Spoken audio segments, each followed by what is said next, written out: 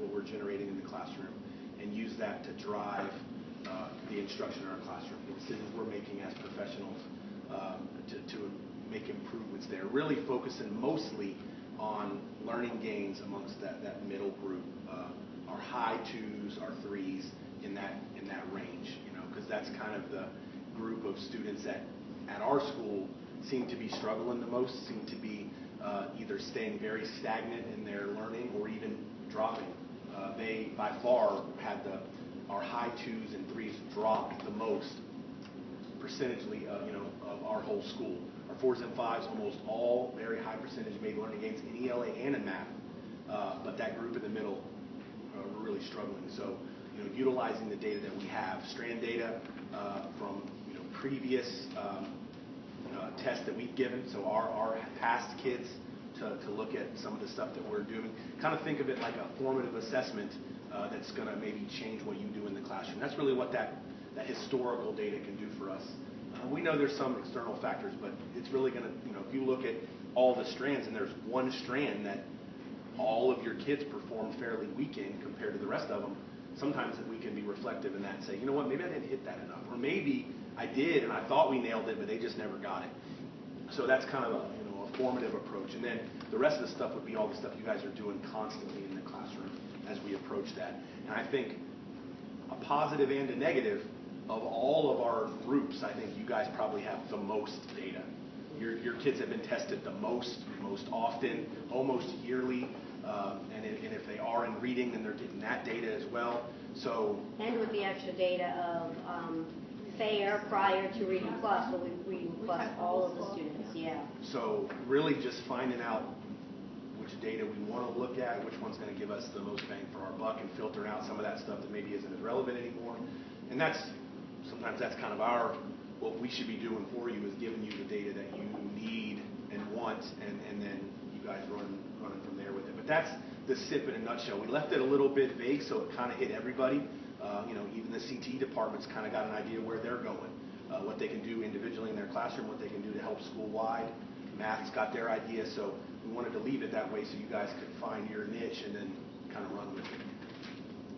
And last time we met, you guys, were given your current students and their strand data, right?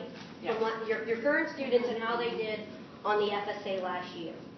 And one of the things that I asked you guys to do was to kind of start looking at those students in the middle and what it is that you're doing for them. The conversation that came up last week had to do with our heterogeneous classes, which affects most of you, not all of you. But in your heterogeneous classes, and if you can see that in your strand data, that many of you have level 1 students all the way to level 5 students. And depending on the class, it's kind of mixed. You might have 3 or 4 level 3s, 4s, and 5s, and mostly level 1s. Another class, you might have mostly higher students and just a few level 1s or level 2s. But in the end, what our data is showing us is that, as Mr. Clark was just telling you, is that we're losing those high level 2s, we're losing those level 3s. And so what I proposed as a reflection question to the other departments last week when we met was, when you're planning your lessons, when you're actually sitting down to talk about how you're going to present something to your students, which students do you think about the most? And if it's your level 1s and your level 2s, then that kind of tells me that's why we're losing our 3s. Because our 4s and 5s, they pretty much get, they're still going to pretty much do. I mean, we're not seeing what we could be seeing if we were focusing more on those 3s, 4s, and 5s. Because I think that our scores would be even higher with those kids.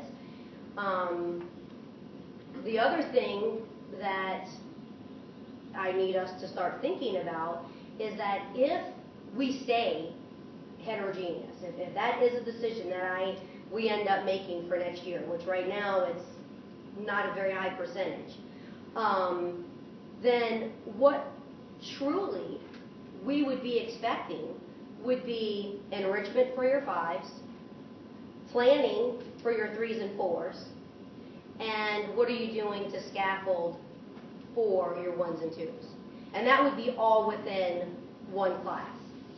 And to me, that is asking a lot for teachers to do. But that's really what you would need to do in a heterogeneous class, if we're going to meet the needs of all of our students, which is what our goal is to meet the needs of all of our students, not just some. And so if right now in our heterogeneous classes, I mean, if you read the research says that the 1s and the 2s should come up. They should be challenged. Their expectations should be higher, and you should be teaching to that 3 and 4 and then giving enrichment to your 5s. But if we're thinking of our 1s and 2s and how am I going to present this information to them, how am I going to get them to master this, then that's where we're losing our students. And I'm pretty sure that's what we're doing. Okay, I'm listening, but you got to convince me, because I'm not convinced right now. I think for me, one of the bigger things that I'm doing to make shifts is I'm having the students on computers a lot more, and I'm rewriting my tests and previous tests on computers, because in the last year we take tests on computers. But I don't want us to just focus on kids taking tests on computers, because that's not, they're on computers all the time. They were not very. Well, maybe not in your class.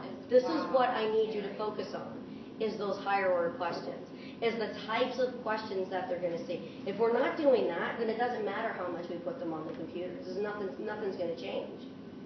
Do you know what I'm saying? I mean, they have to be able to see and be assessed on the types of questions that they're getting on that test. Well, that's why when I rewrite the questions, I'm Mhm. rewriting them like everything. Right? But then how are your students doing? Pretty good. Okay?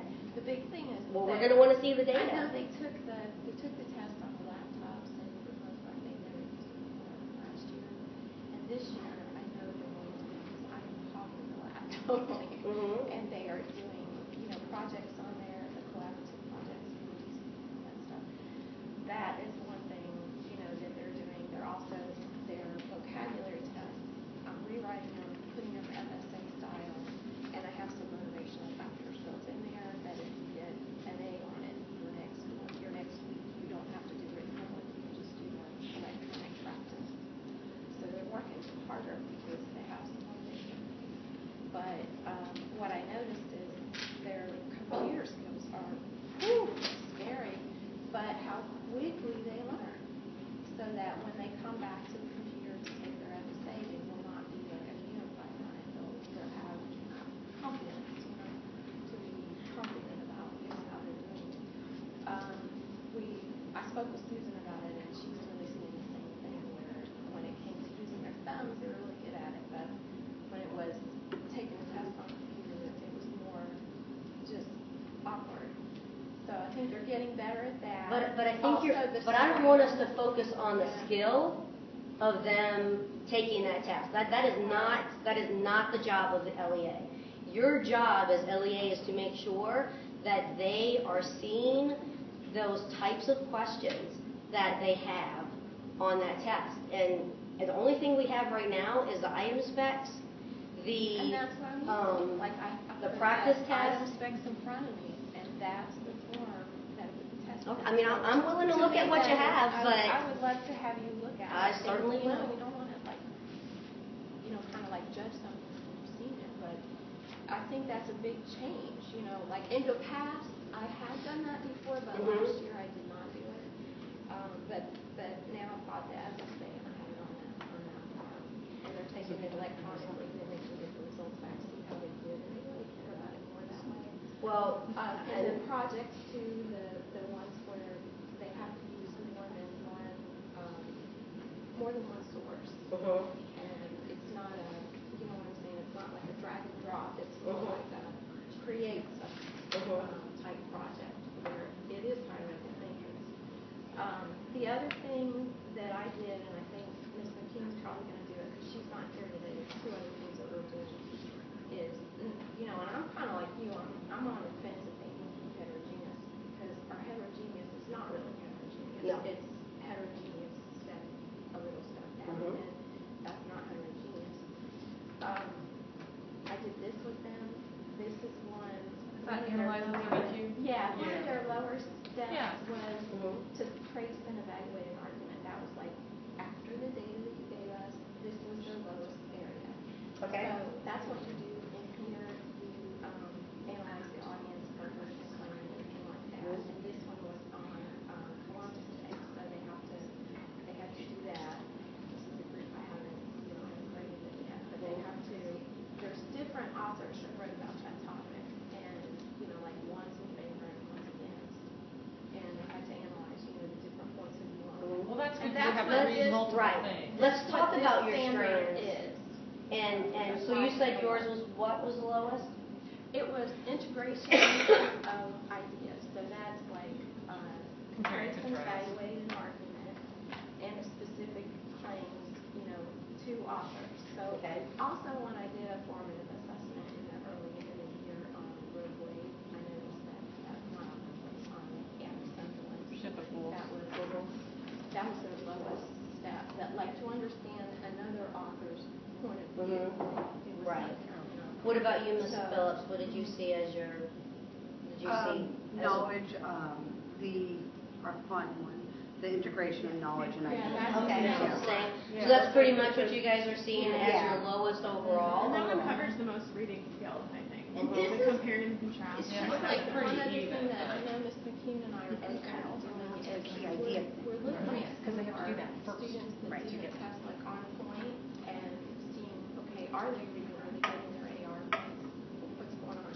So we're laying out their last year's FSA as well as reading plus score and then their AR points, And if you look low in all of those and you didn't do AR, well, then it might look like your problem is you're not doing your homework. Well, you're always going to have those kids. I mean, Yeah, but that's you can- part. We're going to be contacting your parents. And that's fine, but right now I'm trying to talk, I want to talk big picture. I don't want to talk about right now what we're doing individually. What I want to talk about is department-wise and where I think we might need to go. We can talk about some of the things that you're doing, but but right now, the big picture is we're losing those kids in the middle. The heterogeneous, in my opinion, is not working. If you had classes where you had level 1s and level 2s, then that becomes your focus. Nobody wants, we know, to have full classes of those students, but for many of you, that is what is your focus right now. I mean, because if you have those kids in your class, and they're the ones that tend to hijack the class because they do work avoidance types of behaviors, and then your 3s are right there in the middle, and they're not going to push for one thing or another. And for some of you, you don't have enough 4s and 5s for it to really make a difference within your class as far as being able to have those kids make a difference with that positive peer pressure. Does that make sense? So mostly in your classes, you have those 1s and 2s, and then those 3s that can go either way. Right. And if the majority of your kids are 1s and 2s, then that's the way that those kids are going to go. Or if they were you had advanced classes that had 3s, 4s, and 5s, then you have a much better chance of getting those 3s to where they need to be. Because even within your 1s and your 2s, if we were to start having those classes, what you're going to see is when you start looking at their FSA data, just within that class, you're going to have kids that are all over the place. You're going to have the kids that have 100 because they wrote their name right or they logged into the computer properly. That's going to be their scale score. And then you're going to have those kids that are right on the cusp of a 2 and right on the cusp of a 3.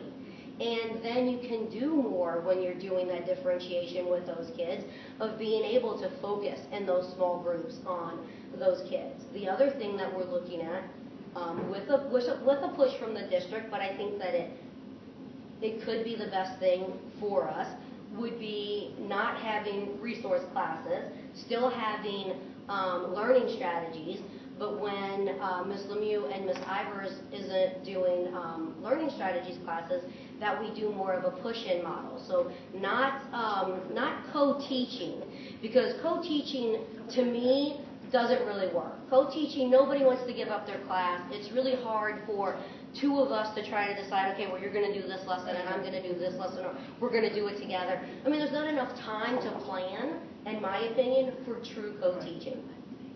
When you have push-in is just a matter of collaboration.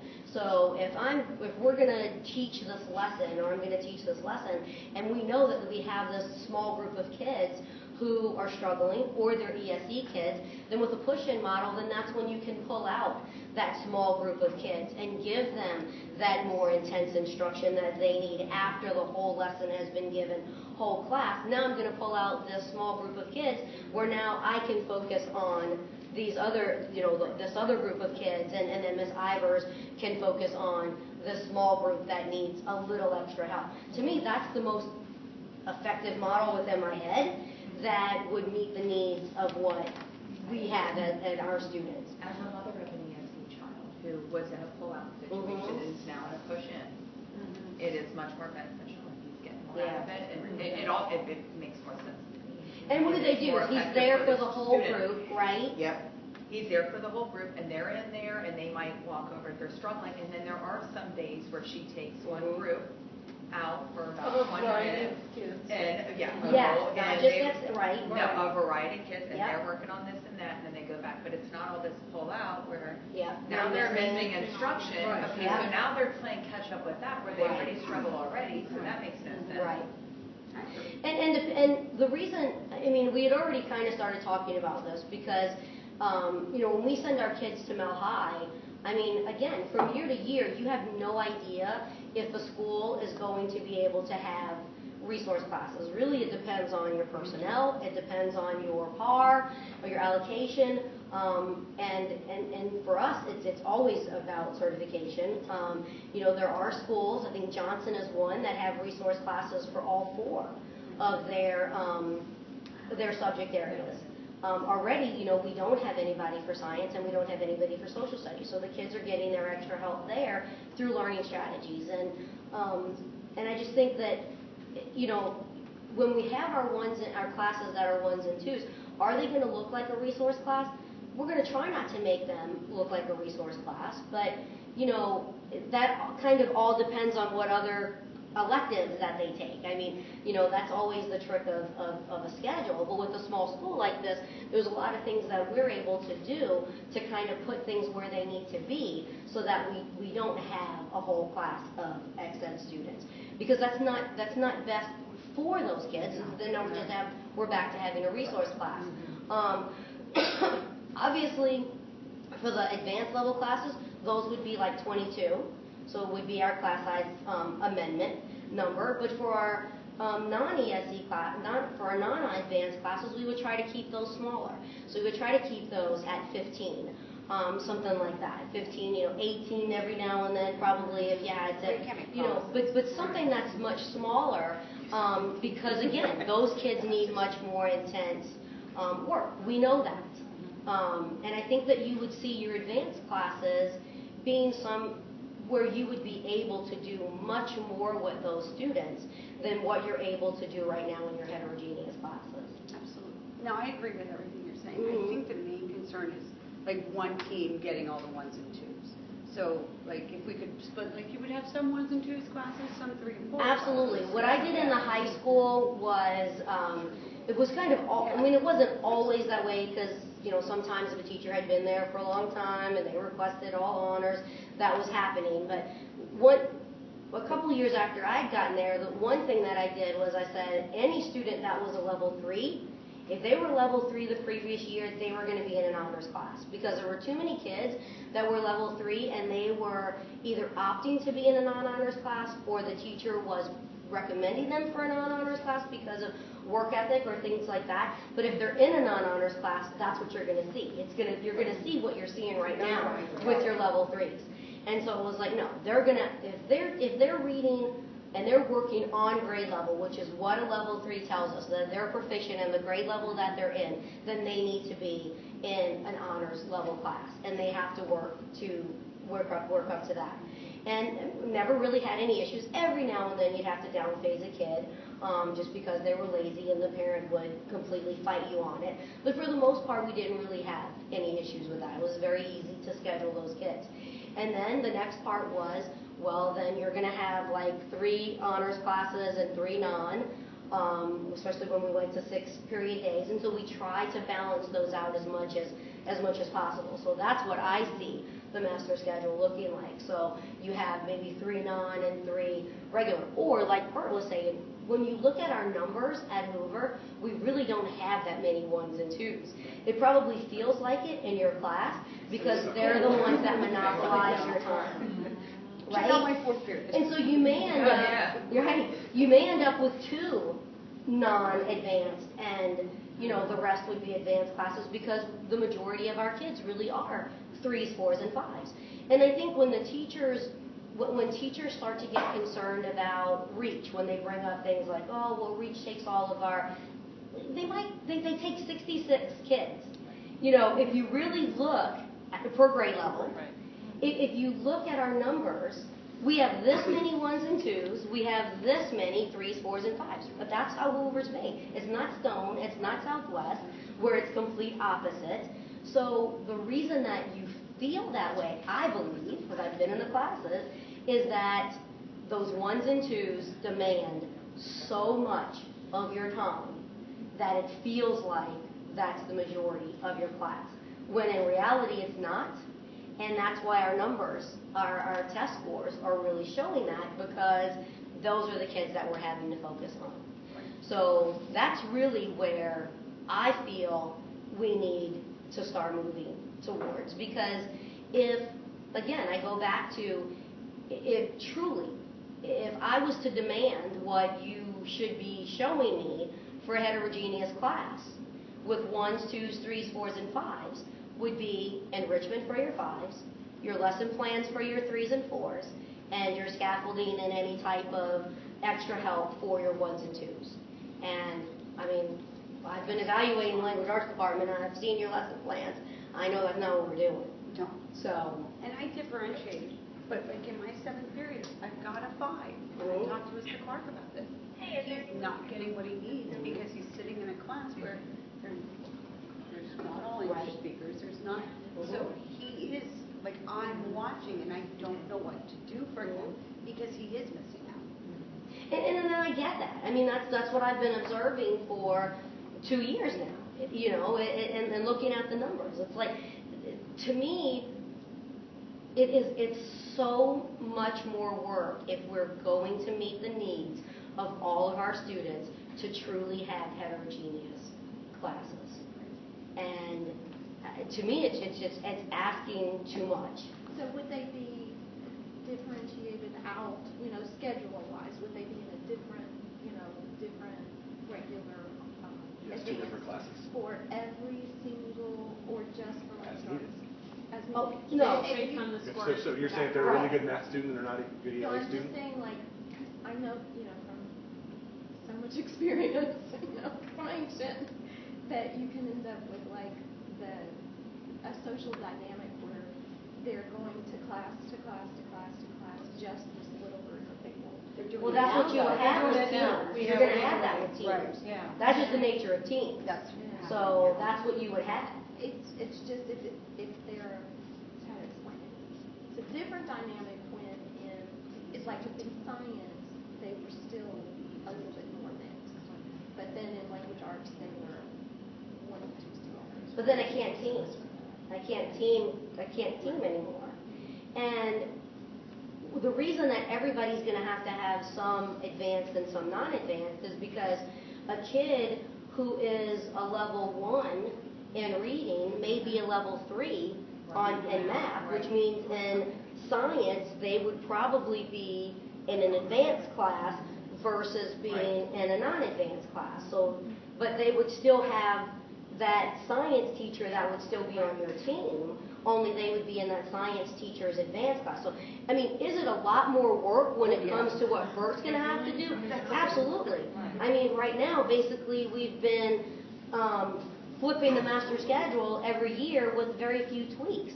This is a whole new master schedule, and it's a new master schedule every single year because you get new kids every year and you get new test scores every year, and so you adjust based on what those kids' test scores are. But what you should be seeing right now are the same kids that are. We're seeing the same kids, but Are you thinking that during the we have day. a couple of In the other day, words- they're all going to their, this group is going here, then they go here, then they go here? Yeah, And because that's not good. as some of our It causes them more Well, active sometimes ones. that might happen, but it depends on their electives. That I mean, So you're going to work well, towards we're not not working on. I mean, that's Mr. Lindy's you gonna know, be you're very asking for involved way in too trying much. to keep Okay. certification. So, It just things that, other things that affect that, and who, They travel together. that hardly ever happens because you're still going to have kids that are going to have learning strategies. Learning strategies are going to be every period because I need time for her to push in. Weaver has 4 different classes that he teaches, so it depends on what elective that kid has, and so in what period that falls in. Your kids that are in band, depends on what band they're in. So all of those things drive that we can't put these kids in 4 mesh classes that they're going to be in all together. The second thing is that they could We be in don't an want advanced that. class and they could be in an and it could be the opposite way. So, if they were like. but I can't promise you that there's not going to be a There's going to group. be some. I can't promise you that. I mean, So you want to like Yeah, ask strangle them in the hallway. yeah. Or period 7 class, period 2 class. Right. Yeah, I mean, they Right. all It needs a breakdown. also- And it it is because some of them do, they all have that one Yeah. elective. and Right. they all And have I was gonna say, that. there's some things that really hamstring us, like the career wheels only offer 2 periods. We have Yeah. 4 different band or course classes that are only offered once. It just starts to Yeah. restrict Right. Yeah. the schedule. Well, that's going to probably stay the same because you can't have that many bands. But one of the things that he is going to do is to spread the wheel out next year, and so that's going to give us a lot more options. So, you know, there's already changes that we're going to be making, but you know, the only thing that I can promise is that our summer will be filled with making sure that we're going back and looking at teacher recommendations as well as scores, and even reading plus data, not just one, you know, piece of test data for us to be able to look at. And I'll tell you, the other thing that's really put this on my radar, probably last year, not so much the first year, I really didn't know what I was doing, but as a 12-month AP at Palm Bay, and this probably came from because I was a counselor before that, but was going in and looking at every freshman schedule to make sure that, one, they were placed in the right science class, because science was always the issue.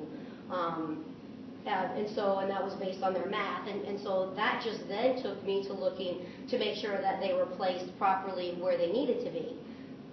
If I was the AP at Mel High, and I was getting all of these kids from Hoover, and I was going back and looking at their FSA scores, their grades, and what class they were in as 8th graders, I would be very confused because what I would see would be a level 1 student who was in advanced language arts class and scored and had a D, earned a D in that class. Those 3 things don't make sense. And their parents fight their current language arts teacher on Yeah. not signing for honors. Right. So those things, just because, one, a kid should not be in a level 1 and be in an advanced class and earning a D without them being down phase.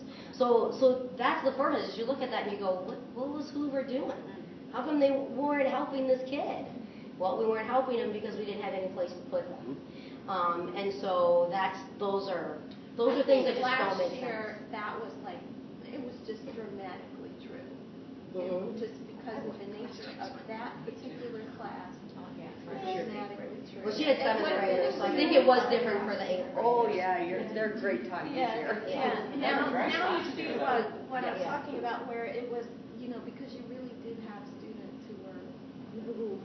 But that's with it being. Well, I mean, You're fine. just You're knowing gifted. Amy's classes, I mean, because we talk a lot about her classes and the kids that are in there, I mean, I know. I mean, that, you know, she has classes that those kids are the ones. Those are the kids that we're talking about all the time. Those are the kids that are hijacking the class. And I mean, if you have, like, my son was always, he was a level 3. He didn't care to be any higher. He didn't care if he made C's. I mean, you had to push him to do everything. He was just, not that he couldn't do it, it was just, that was, and if he wasn't in honors classes, if I didn't force him to be in honors classes, he would have been, he would have had D's. Because that would have been what he would have sunk to. I Because think you're there was right not about that. because like I'm noticing this year I have so many boys and they're at your son. They're at a level 3. They don't really want to do anymore, but sometimes you're able to pop that interest and they don't test at a level 3. You know, but when so I do see where that you know the intellectual potential what they raise beyond that floor is certainly there and just trying to Right. but So, it's there. I mean, so that's, what time is this going? 10:20. Yeah.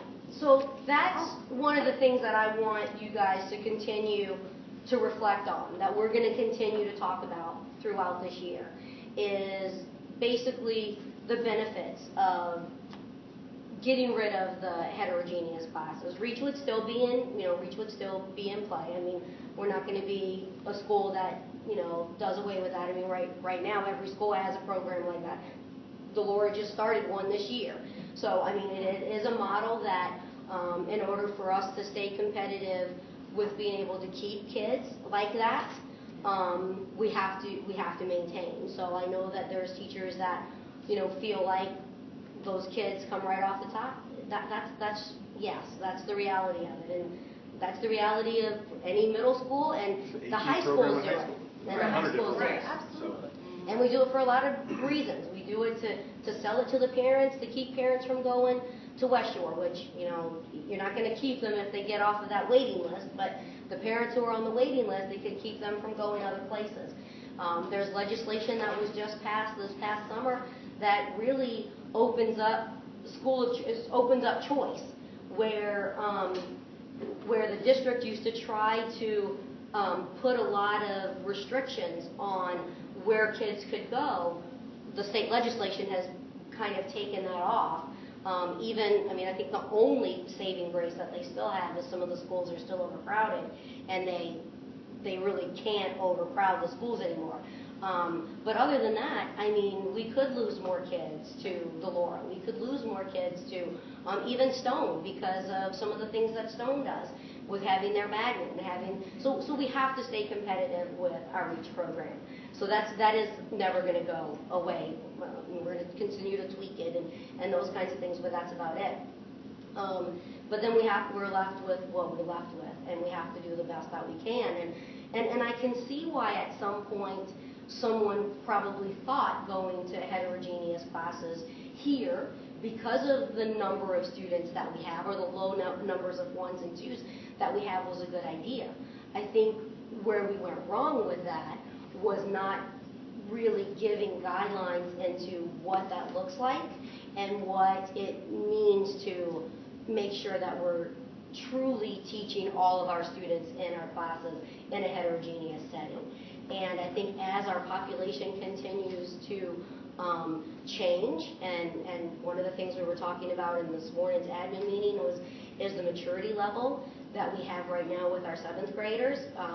I think last year we had a very mature 8th grade class, which kind of balanced out what we saw last year. I think this year we have a much smaller group in 8th grade, and it's not enough to compensate for the maturity level of our 7th graders right now. And so that's kind of what we're dealing with right now. And that changes. We only have 2 grade levels. So that's always going to change from year to year. I mean, who knows what we get in. Next year they could be like our 8th graders were last year. So it just kind of depends from year to year. But right now, that's why you're probably seeing what you're seeing in the 7th grade is, that peer pressure, and they're going to follow their friends. And if their friends are going to think that the Reading Plus test is a joke, then that's what they're going to do. This year's 7th grade is way better. Than last year's? Oh, gosh. We're not seeing it in the cafeteria. Oh, I know but you're not We're seeing not it. seeing it in the I cafeteria. never that's for make your sure. heads clap. I'm not really on Yeah. Yeah, it's Yeah. way better. So those are the things that I want you guys to reflect on before we come back next time. And, keep working on your strand data. You have what your focus is, where all of our students are low. And I'm sure Victoria will be able to help with some of those things as well, so that we can work with those students in that particular area. Anything else well, I didn't get to this, so you can give that back to Susan. She can do that another time. Anything else that you guys have? I'll give you guys some time to have a potty break before you go back to class. For that. All right. Thanks, guys. All right.